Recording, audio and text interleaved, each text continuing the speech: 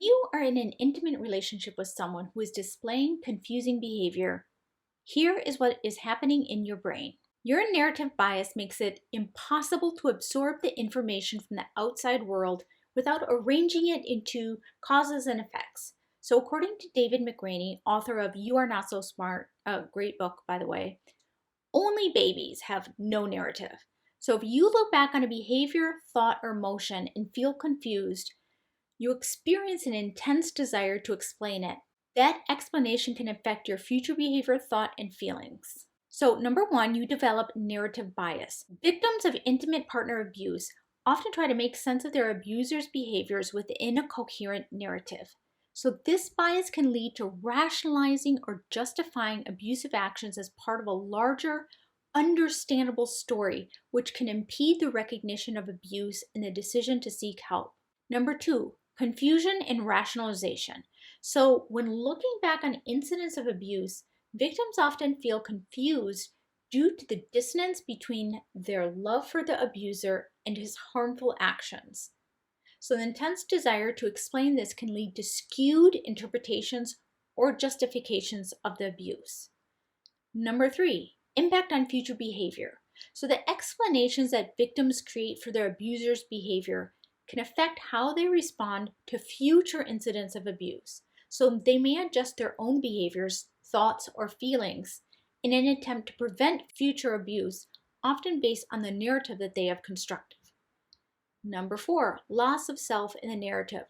Just as babies have no narrative and thus no developed sense of self, victims of abuse may lose their sense of self within the dominant narrative controlled by the abuser. So their own perceptions and feelings might become secondary to his version of events, especially when they're experiencing gaslighting. So number five, projection of other minds.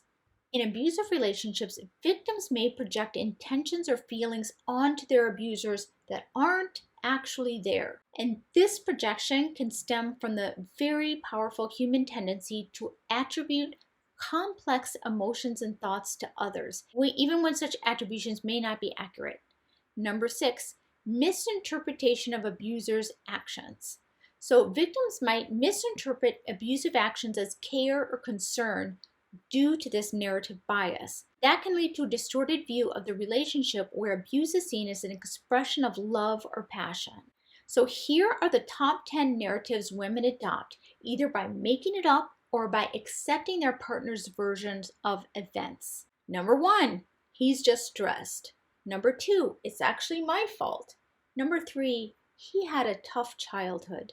Number four, he's really sorry afterwards. Number five, it's just when he drinks. Number six, he's only like this with me because he loves me so much.